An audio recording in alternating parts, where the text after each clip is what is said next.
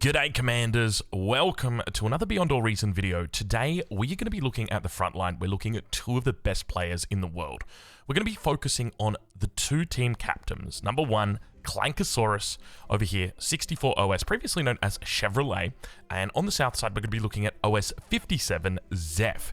And we're going to be taking a look at this game twice. It's a quick game, but we're going to be focusing on the front. We want to see what they do. We want to see how they open. So let's get into it and take a look. So we're going to restart this game back to the beginning and just focus on their plays. Alright, so we'll start with Clankosaurus at the beginning. So we're going to ride on board with his player view. We're not going to look at his camera, but he's starting off with a 3 mechs opening. Now, this is always incredibly important to do, starting off by taking all of the mechs available to you, because metal is by far the hardest resource to come by. So you want to start early on by doing this, and immediately following it up with a solar. You can see that his energy is quite low. If you wanted to go into a wind here, it's going to cost him, it's going to reduce the time that it takes, or there's the potential that he stalls out as well. So it just makes a lot of sense here to go into this solar. You can always reclaim it later if you don't want to use the metal in that solar. After that, he's going to follow up with 2 winds. Wind is quite favorable here, so I would suspect he'd probably go into more winds if wind wasn't favorable. And then going into a bot lab. And keep in mind, he is also playing arm. That's going to give him access to some special units like the Tick, as well as the Centurion, which is 2 very powerful units in the early game. So after this, he's going to add in a couple more winds, and it's important to see how he's placing his winds down as well. He's not grouping them up all together. They've got a little bit of spacing between them, which means in the event that a raid does come through, he's going to be able to minimize the damage that he receives. So that's quite important, and he's adding in more wind turbines. Another thing to note is he's not moving his commander. Everything that he's building is within the starting radius of his commander, because if you're walking, you're not building. Interestingly, he hasn't actually boosted out the first constructor. Let's talk about what the first constructor is doing, because this is a bit strange, not something that you typically see. First constructor comes out, builds a metal extractor, and then is building a construction turret. And can we just admire the positioning on this construction turret? It hits 1, 2, 3, 4 mexes in this position right here. So it's really nice, and it also hits the lab. This is pixel perfect. After that, the second constructor comes out. We've also got a couple of ticks just to start off with, just to potentially handle any raids that might be coming through, and then following it up with a third construction bot. Now you can see that metal starting to drain. Commander's going to move out. He's already built quite a bit of energy infrastructure towards here, and what's the goal? The goal is to get the commander up towards the front as quickly as you can towards this 3.2 max, and potentially challenging your enemy's 3.2 max. So now we can see with all of this energy in the bank here, the commander is going to come out and assist, and this construction turret is just going to provide so much value in the early game. So I'm such a big fan of this. Now keep in mind, you can do this over on this spawn as well, but when it comes over to this this right side, you're not able to do it there. You don't have the ability to. But you can see a little bit of defense coming out here with the ticks. In fact, he's got quite a few ticks out already. He's up to 10 ticks, so able to defend with them early on. I definitely encourage you, if you're playing ARM, look to try and get some ticks out early on. And you can see that he's not being aggressive with it. He's just playing defensively at this stage. Commander's going to move out towards the middle. He's flanked by 1 construction bot on the right, 1 construction bot on the left, and he's going to be moving up and taking that each of these metal extractors with this construction bot. Meanwhile, behind the scenes, we're now into Centurions. He's got 3 Centurions in queue and 5 Rocketeers. Now, we don't know the order that these are coming out, but I suspect it's probably 3 Centurions up front and then into the Rocketeers to follow it. And we can see from his resources that he is managing his economy incredibly well. This is exactly where you want to be sitting at. You want to be out on as little metal as you can, typically in these early games, just because it means all of your metal is going to be used up. It's going to be in units, ideally. And of course, we can see he's only got that 1 solar back here, so he's not really wasting a lot of that metal. But now, towards this top side, it looks like a little bit of a 2v1 situation in here. They're up against quite a few pawns, so this will actually be a successful strike. Takes out the constructor, so this is going to delay him quite a bit. Also reduces the metal income. He manages to keep all of his units alive because the pawns go straight for the constructor and for the mechs. But he'll be able to bring up a new constructor to replace that, or potentially look to have a Lazarus come up, but he will need to fill this in behind the scenes. So we can see already now moving towards the front. He's taken the 3.2, and he's also starting to put down sentries on the front, so looking to secure this up. He's up against very strong lane opponents, OS 39, OS 52 here. And this is going to be difficult for him because he's playing into this lane. I think this lane is called Rainbow. Actually, no, this one here is called Rainbow. And you've got one of the lowest OS players in the team on the Rainbow lane. So it makes it very difficult. It's called Rainbow because it's normally a whole bunch of different colors that come into your lane and try and hurt you. So that's essentially it. But he continues to push forward here. Now, one of the things I want to point out is look at how he utilizes the cliffs right here to use the commander to take cover.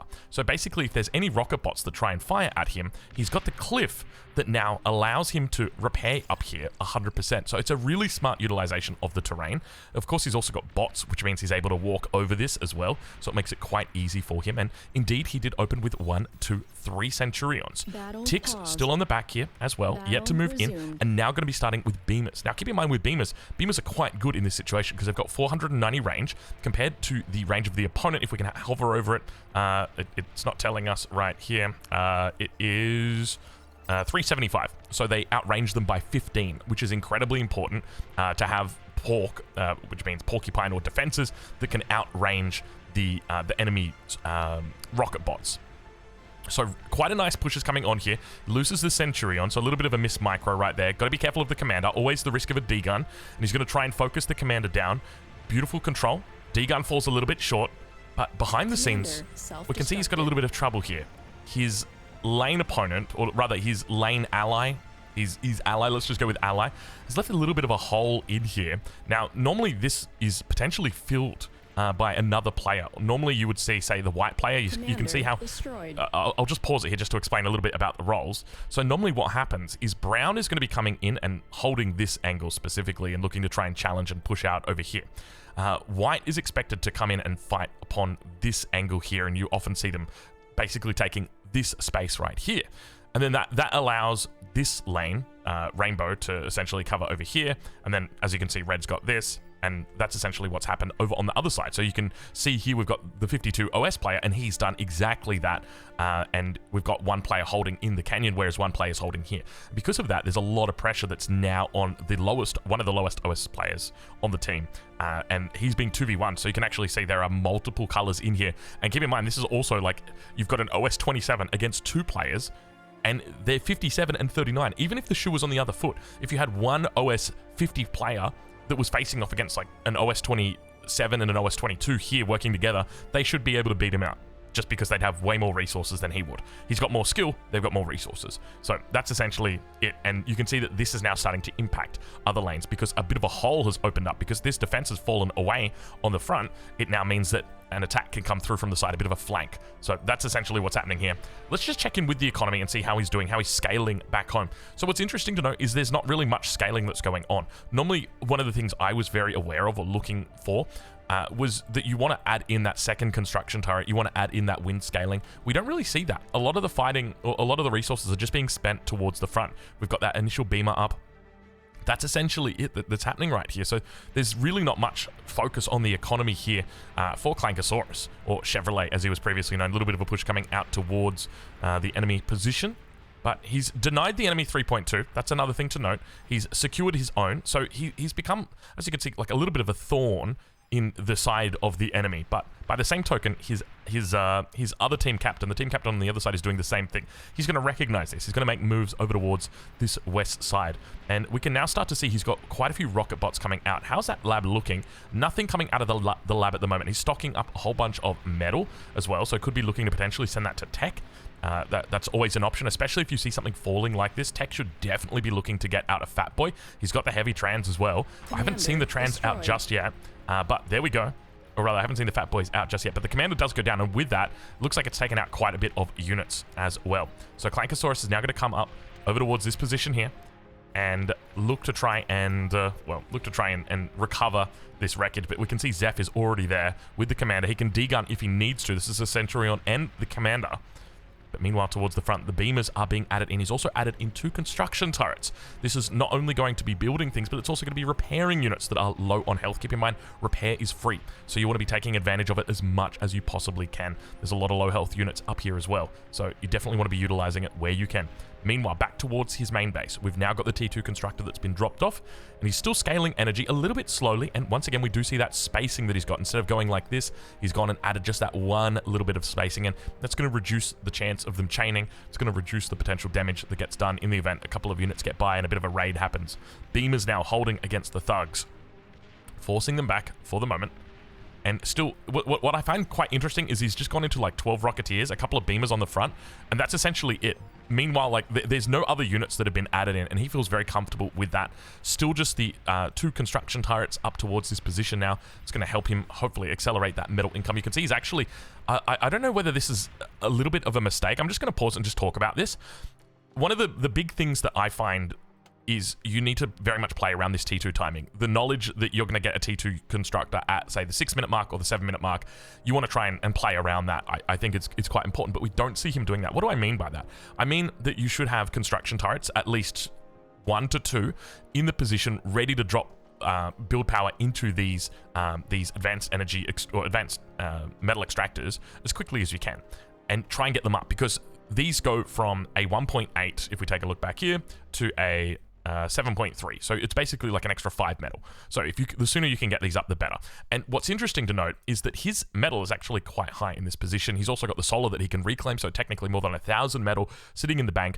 No energy storage, and this definitely hurts him here, because he could have had a whole bunch of resources banked up, ready to go, and he could just dump all that BP into it. So I think looking at, you know, if I was to provide feedback, I'd be like, okay, maybe you could have got a little bit more infrastructure out a bit earlier, so that when your T2 comes, you're prepared for it, you got more build power, and at the 8-minute mark, you could have a whole bunch of T2 mexes up. Now, obviously, his focus is more towards the front. We could focus exactly on what he's doing here, adding in more Beamers. So really looking to extend out these Beamer lines. Beamers are just one of the best frontline buildings that you can make. As you've seen, they outrange the enemy Rocketeers by quite a bit.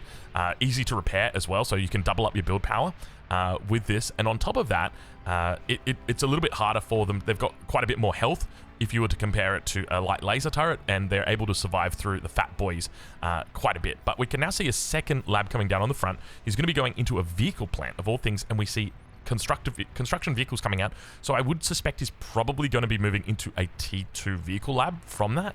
Normally that's what we see players do once they've got like a nice little position on the front. Meanwhile, back over towards the base of Spetty Teddy, it looks like he's been bombed out by the enemy air player. A whole bunch of anti-air's been coming up, and you can see this is part of the reason why he spread those wind turbines out earlier on, was just simply the fact that in the event that a bombing run comes through, he's able to survive a little bit longer, or at least take a little bit less damage. Meanwhile, back towards the front, looks like he is still suffering. He's almost being surrounded by every single angle, and we can see there's a raid coming in. And I can tell you right now that is going to be a game-ending raid, and that's part of the reason why we actually looked at Clankosaurus first, because next up we're going to be taking a look at Zeph. We want to see from his perspective. We want to see what he did different. We want to see what he did the same, and then we'll obviously close out this video by going through this and just talking about, maybe even writing down a couple things that we could potentially look to implement on the front line, because that is going to be it. As you can see, Clankosaurus has given up, and so has his team. So let's get into it. Let's take a look at the winning perspective of Zeph. Okay, so now taking a look at Zeph. Now, Zeph is playing as Core. We can see he's got his beautiful Christmas attire on. Now, one thing I should note just before we get going here, okay, is first and foremost, Zeph is obviously a lower OS player than Clankosaurus, but his laning opponent is significantly lower rated than him. He is OS 57 and he is up against an OS 27. And while there might be a right answer, there may be a wrong answer how to play these lanes, you cannot ignore the fact that that is a significant difference in skill. Compared to what we saw Clankosaurus, where he's playing against a 39 OS, and you might say, okay, well, there's a significant difference between 39 and 64, and you'd be absolutely right. However, a 39 is much more likely to hold his own against a 64. There's a good chance he's still probably going to lose, but that's it. And not only that, but he's also got Daddy Payne that's in the pocket ready to assist him, where, as we saw over on this side, looked like Scorowid wasn't really helping out that much. So just keep that in mind as we move forward, because that's obviously something that's important. That's like the elephant in the room. Anyway, let's get to it. So Zeph's going to open up with 3 mexes, into a solar, into 2 wins, into a bot lab, into additional wins. Wow. Who would have thought it? It's an identical build that's coming out. Obviously, what I like about this is we're seeing the other side, but it's on Core as well. So let's speed it up a little bit. We don't have to watch everything identically as they slowly come up. So Bot Lab's going to come up here. I'm curious to see which choices he makes with regard to his units. Obviously, we saw a lot of rocket bots coming out. Following it up with wind, and I love this. I don't know the order that it is in. You can see he doesn't even have repeat on. He's just clicked a whole bunch of times. Zeph knows exactly what he wants. Dude, he's actually got a full plan for this game, and I love that. Let's see how he plays it. And do you recognize this? Do you recognize this right here? What's interesting is it looks like... Hold on. You can put the nano over here and over here. Excuse me. But you can't do it on this side. You can do it right there, but then, like, what? You go there, but you're missing a third mechs here? Anyway, interesting decision or difference of decisions. So Zeph is not going for the mechs first before the con turret. He's adding in all of the wind turbines. And another thing to note is he's letting the lab use the build power. The commander is just focusing on building the wins to start off with, not boosting out these units either. So bringing up a couple of grunts towards the front. So he's got 4 grunts out at the moment. Sees a bit of units out here, and note that this is not in his lane, and yet he's still making his way out towards this spot. Now we start to see the metal extractors being taken. He's also doing reclaim. He's going to pause this while he waits for the construction turret to come up because it's using energy so that the commander can also move towards the front. And you can see this is a common thing that they're doing. They're just beelining towards the front. They don't want to stop. They don't want to risk, slowing down for these mexes here. We can see he's got great movement up towards the front, just staying flexible, calling out, also pinging out here as well, just making sure he's pinging out enemy raids like this so that players are aware. Players do see that. So keep in mind that while you're the team captain, it's expected that you carry. It's also important that you are being a team captain and making call outs like that. So it looks like he's going to get a little bit aggressive here. Keep in mind, this is his 3.2 and this is the enemy 3.2. So DMZ is typically in this region. Now, Zeph is going to continue moving forward. What do we got next coming out? We've got another construction bot coming out. It feels already... So this is going to be his 3rd construction bot. So we can already see a little bit of a difference here in that the energy storage is now being thrown down. Now, we didn't actually see this coming out from Clankosaurus on the other side. We didn't see that until like the 8th minute is when he made it. A little bit of a grunt trade coming through. Zeph now moving up. Where is the commander for his opponent? You can see Mataz's commander is bogged down, right? He's probably building mexes all the way. And now there's the potential that he may even lose his 3.2 just because Zeph has got such a lead on positioning compared to him. And that's exactly what Zeph is going to do, come down. And we're kind of seeing that exact same mirroring that was happening before. Clankosaurus did this exact same thing. So takes the 3.2 and then looks to immediately come forward towards this central position. Meanwhile, towards the back, what have we got? We've got rocket bots. He's gone up to 15 rocket bots. So we saw him open probably with about 10, I would say, 10 grunts to start. And now opening up. I love these early guards. I'm curious how he goes about, like, because he can't make beamers, obviously. So how does he go about solidifying this position or making sure that it's going to be okay? Mataz coming forward, not going to be able to find it against Zeph. And now back towards the south, we've got more rocket bots starting to come out. Also energy conversion coming in. And one thing to note is he's building this within the radius of the construction turret. This is not something that we saw Clankosaurus do. So meanwhile, like Clankosaurus over here, we can see where he's planning on building. This is outside the radius of the construction turret. And I suspect this is intentional because he wants his focus on with the construction turret to be specifically on units. So one of the key differences here is that obviously Zeph is not doing that. So let's continue riding on board with Zeph, see what he does a little bit more differently, because at the end of the day, it's about understanding what these players are doing and then taking the parts that we like or the parts that we think are going to work well and then trying to continue building on that. So I definitely prefer this. I like the idea of having the mix construction turret usage. The ability to choose where I want to put my build power at any given point in time, I think is very important. And we can now see more construction turrets moving, or more construction bots moving forward. So rocket bots have made their way to the front before 5 minutes, and he's going to start coming out, issuing the fight command.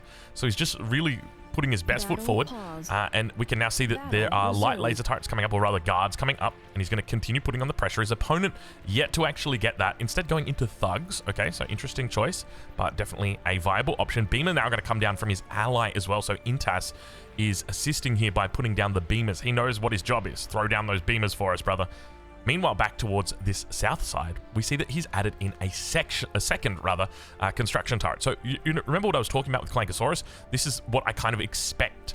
What I think is the best, right? Like, you want to add in progressively more energy, progressively more storage, and progressively more build power. Those three things working together, with storage not being as important. And it's going to push forward with a whole bunch of grunts right now. Keep in mind, he's also got the rocket bots at the back, so he thinks he can put on a little bit of pressure. Commander is very close to death. You can see he's going to try for a D-gun, not able to find it. He's going to do a little bit of a wiggle, a waggle, a woggle.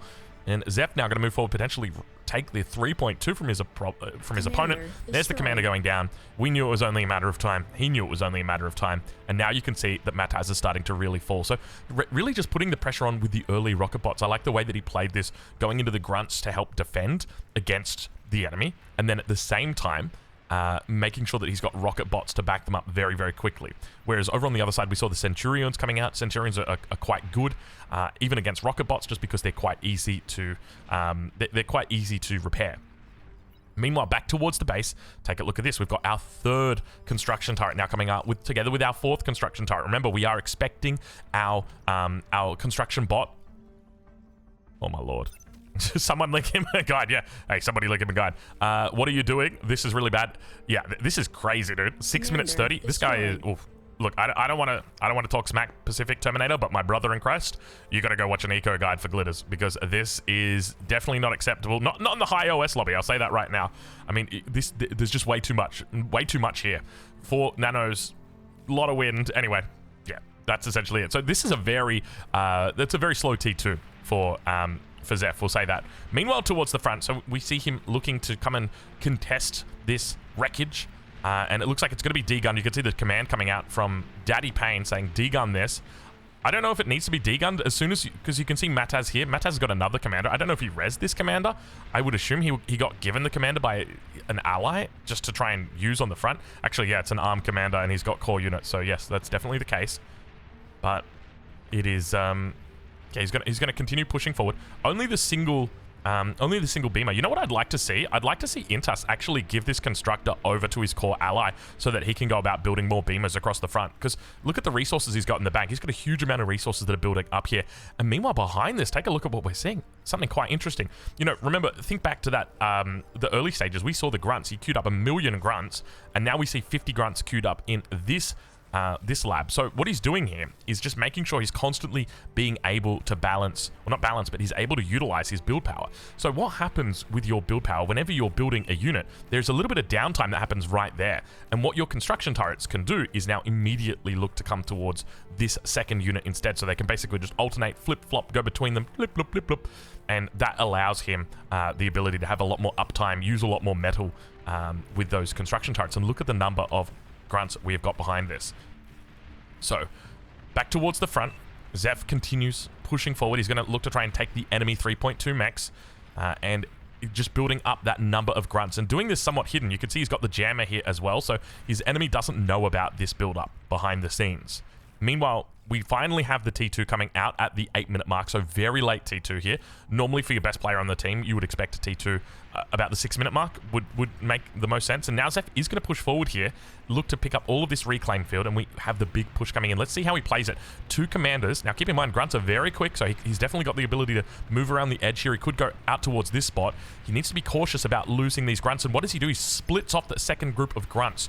So knew that they were not going to be able to make it through. These ones can go through, and these ones instead are going to be pushing the front. So he's got 2 separate sets. Now going to split them out on an angle as well, and begins making his way over towards, look at this, making his way towards Clankosaurus's base. Doesn't really care about his lane opponent because he knows his lane opponent is pretty much dead. If he can take out the highest OS player in the lobby, it's basically going to guarantee that he's able to secure this game. And of course, that's exactly what happens. We know the truth. We know how it goes. So an unfortunate game here for Clankosaurus, but let's just check in one more time with Zeph's base, just to get a bit of an idea on how things are going back here. So we built up a total of 6 construction turrets, 2 of them towards, or able to hit these back ones. We're just going to pause the game just quickly before it actually ends.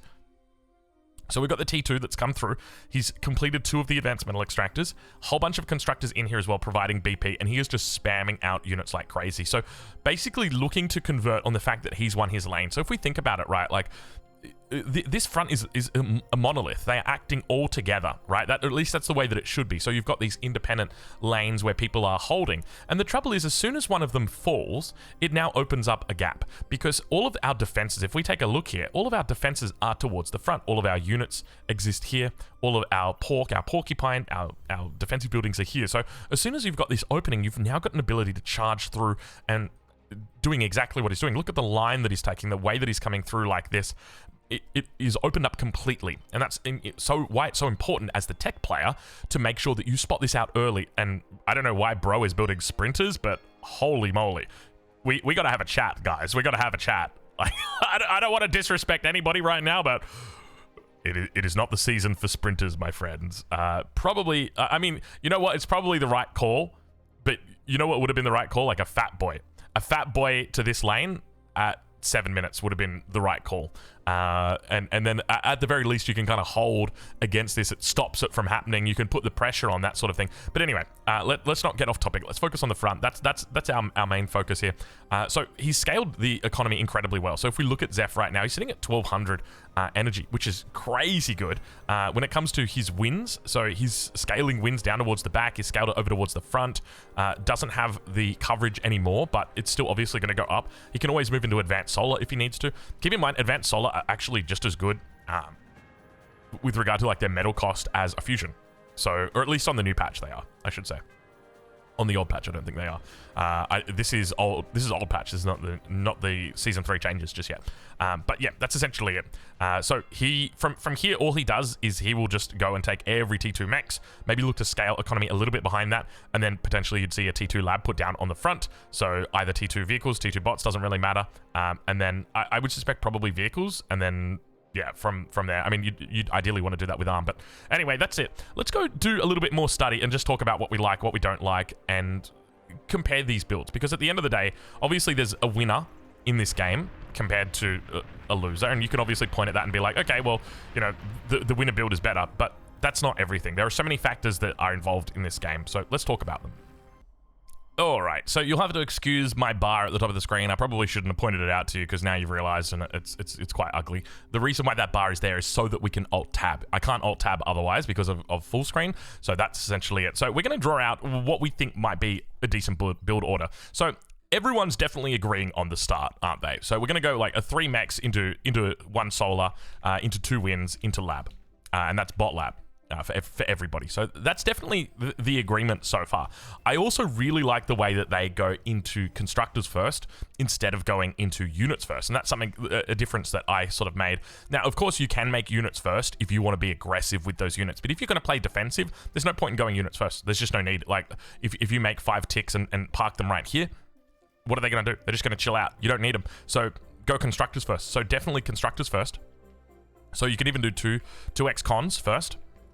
And then from there, I really, really like this this construction turret. This construction turret, obviously, they both agree with it. They think it's the right call. We see a mechs coming out before the construction turret, so definitely forward con turret is quite nice. And can we just talk about one of the other great things about the forward con turret? Because I'd be going for a con turret back here, and that's wrong on so many levels, but one of the great things about it is the commander is going to move forward, and as he's moving forward, he can offer his build power to assist with that construction turret, as long as there's energy allowing him to do that. So I think this is quite a nice little deviation, I guess is probably the best way to say it, or a nice little, you know, strategy.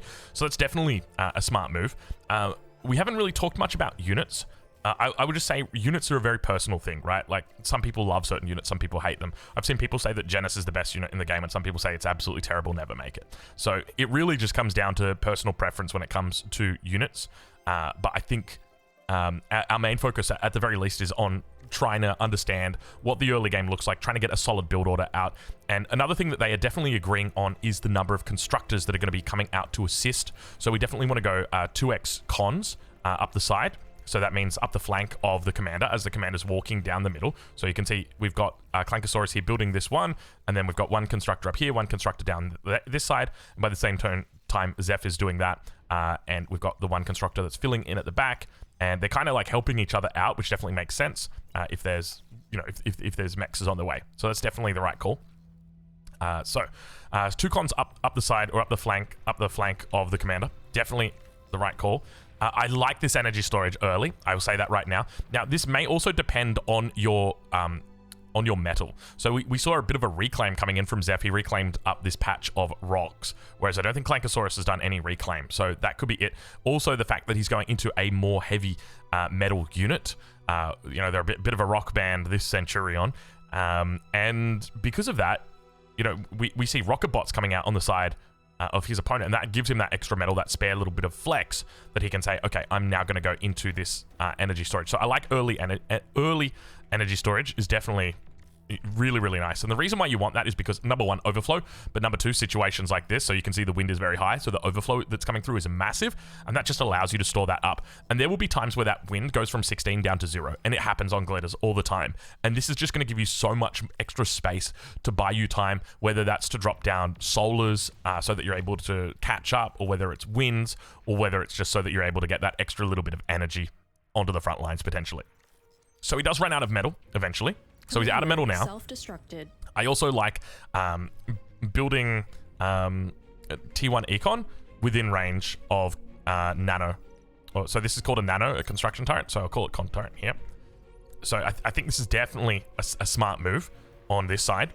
The other thing to note is I also really like Clankosaurus playing Arm, just for the fact that he can get the Beamer. So you're in this bit of an awkward spot where you want to play, I think you kind of want to play Core so that you can use Grunts, because Grunts are very good. I prefer Grunts to Pawns just because they're much better at kiting.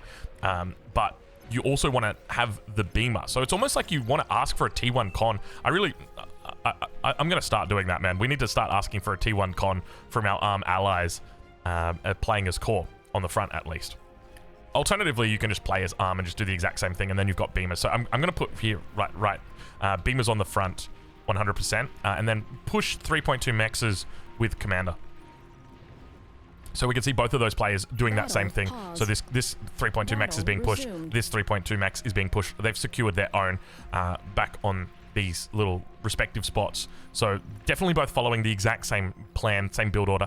Next up, we've got the scaling of build power. So early scaling of build power. This is at 5 minutes. So normally, you would see the T2 constructor coming out for air at this time, and that's exactly what we've got, 5 minutes. So really good timing over on this top here from Zap. So he's doing a really good job here. He's also put down 2 advanced metal extractors, and he's now going to get out the second one. So this one right here should be coming down towards red. Typically, I love the fact that he's left the commander here. Like, if you can actually keep that, mad respect. And adding in the other thing to note is that the construction turret, you're basically allowed to add this in whenever you like, whenever you've got the metal spare, because of the energy storage. You don't have to wait for high wind or anything like that. So adding, like, continue scaling BP. And another thing to note, we've got the two constructors within the influence here, and they are just scaling. And the other thing to note is, like, you can choose how you want to do this, right? Like, you can just be like, okay, we're just going to right click on the lab, and that's going to guarantee. By the way, the positioning on this is just absolutely chef's kiss. Both of these hit all 3 mexes, and both of these hit the lab. This one doesn't hit this mex at the bottom though, but obviously these ones do. So this base building is just, I'm really liking Zeph's base building. I think it's quite nice. Also going to be scaling energy in the middle of the map as well. Not something that we always see, but definitely a great use of space. So that could be something that we look to try and implement as well. Towards the front, I don't think there's too much more that we can add. I think, like, holding with beamers is really, really nice. While you wait for Fat Boy, whether that's the enemy Fat Boy or whether that's your Fat Boy. I mean, no one's really going to challenge the beamer. Interestingly, we do see a jammer coming down, but it's from Intis. It's not from Jeff. So did he not? Neither of these players built radar either, did they? I mean, we got the radar here from the air player, and do we have radar on the side of Zeph in this region? Yeah, we do have the radar. Okay, so he does build a radar. So I was going to write it down, no radar, but it's like, no, we're not going to write that down. That seems like a pretty silly thing. It's such a small investment, right? It's only 60 metal, so it's definitely worthwhile having, and it doesn't cost any energy compared to TA. I think in TA it's 15 metal, or 15 energy per second for a radar. So he's done a great job in scaling the energy, so I think that's really it. A whole bunch of metal now starting to stack up as well, and that's despite the fact he's got 4 con turrets that are working on the bot lab. So really doing a solid job of starting to stack up that metal, and you can see he's now starting to spend it. But yeah, I mean, that really comes down to all in. So I think if we were to try and take this into a game, you know, what would it look like? Let's go take a look. Okay, so we're going to go and emulate the same thing here. The key difference is we're just going to do it in rainbow, just so it's not identical towards this spot. So let's go and do it. So we're going to start off, Commander, always looking to try and take the southernmost one, so you don't have to move and you don't idle with your build power. So we're going to do that. We'll put down 3 mexes here. We'll make sure that all 3 of them are touching. And then we'll put the solar down immediately next to that mex so that you don't have to move too much. And then we'll do 2 winds. So we'll look to give them a little bit of separation here, maybe something like that. Try and keep them on the edge of the circle. And then from there, we can then go into our bot lab, making sure that our bot lab, is there a specific angle that we want to put it? I think we'll just go for something like that. Okay, that looks pretty decent. So that's going to be our start. Now, keep in mind, I'm just playing in a bot game, and I'm kind of giving you a bit of insight as to how I min-max a lot of my builds and the way that I test them, and this is one of the ways I do it. I just jump into a skirmish. There's no AI, there's no nothing.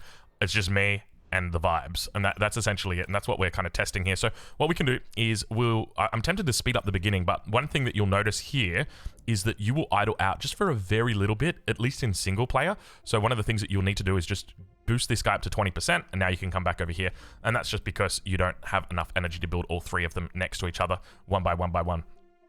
Okay, so after the solid, we're going into the 2 wins. Then we'll look to put down the construction lab. So I'm going to speed up the game just a little bit here, and we'll slow it down. So we're going to open with 2 constructors, and then we're going to move into like 3 ticks. We're also going to put some more wind down, so let's go ahead and do that now. We'll allow it to touch. And one of the things that we're doing is we're not boosting out this constructor. So let's see, where can we put this down? I think that's about perfect. Somewhere in that region. So I don't know what the right call is, like with regard to which one should be built first or how we should do it. So we could probably even like boost this out. It's kind of tempting. So we're going to do another constructor right here. So I think we've probably got the energy infrastructure, and we're on 16 wind as well. So that should be enough. So we'll now guard up the lab just for a little bit, get these ticks out just quickly. And then we're going to go into 1 more constructor, and then we'll go into 15 rocket bots, and then a whole bunch of pawns. I think like let's try and copy, we'll try and blend them. And so we can boost this now with the commander. And we'll add in another wind. Actually, we don't need to add in another wind. I think we're doing fine here. So we'll just continue the walk down here. And now these guys can come up to the front. These are our bots. Now, where's our 3.2? It's up here. So that's what we're working towards. So commander can now assist. And then we'll do 1, 2, 3 up the side. And then 1, 2, something like that. I don't know what's ours. Now, because we've got low power, we're just going to start moving the commander up. Let's put these into control group 2. Maybe chuck them on repeat just so that they've got a bit of movement to them. Commander's going to come up, and he is going to look to take our 3.2. So we've now got our construction turret up. And you can see that we're out of metal completely. So what we can now do is tell this guy to focus on building the metal extractors. That's going to be our most important thing. We're floating a little bit here as well as the commander moves forward. I don't think that's ours, so I'm just going to leave that because I'm still not 100% sure how to play like the rainbow position. Actually, is that ours? I feel like that's probably ours. I don't know if it's ours. We'll just leave it for now. Okay, so now we've built all of these. We're still kind of eating into our metal here. So one of the things that we can do here is just add in. We're at the 3-minute mark, so it seems about right. We can add in our energy storage. And then from here, we can look to scale wind. So we can do a little bit of a split like that so that they're down here 2 by 2. Commander's moving up. And how are we doing on construction? We're doing pretty damn good. I don't know if that's ours. Again, I'm just going to keep saying that. And then from here, so we're at 3 minutes 20, and we're going to start pushing the front. We've got some friends that are on the way, and I think that's essentially it. Like that's pretty much like if we pause it right now, just give me a sec. Paused. So we went 3 mechs into 1 solar, into 2 winds, into bot lab. We started off with 2 constructors. We built a forward con turret, which hits everything. We did 2 cons up the flank of the commander. So 1 con on the left, 1 con on the right of the commander. And then an early energy storage. So that's what we've done. So we've got that up. So now our energy is really starting to boost. We're building the T1 econ within range of the con turret. So that's happening right here. And we can always flex that. You know, if we need to get more units out sooner, then we can always tell him, hey, you know, boost that out. Beamers on the front, 100%. And we need to push the 3.2 mechs with the commander. So that's what we're doing now. We're pushing the enemy 3.2 mechs. Another thing that we want to do is start putting down just T1 sentries in between the 3.2 mechs as we work towards it. Because naturally, the enemy laner is also going to be pushing this position, going to be looking to do this, so we want to try and work our way there. We don't want to just walk up and take their mechs straight away, be kind of greedy, and like you just probably wouldn't hold if that happened. You know, what if the enemy's got 5-10 pawns, and their allies got 5-10 pawns as well, and they push you, you lose your commander, now you lose the game because of that, because then they just, you know, rip you apart from your lane. So I think this is essentially it from this position. So I think we can probably leave it there. We've got the very first 3 minutes and 30 seconds of the front solved. I say solved, but you know what I mean. Well, the question is, what do you do after that? Well, that's probably for another video. But anyway, we'll leave it there. Hopefully you've enjoyed this one, and we'll catch you in the next one. If you've got any comments, criticism, or questions, leave them down below, and we'll make sure we take a look at them.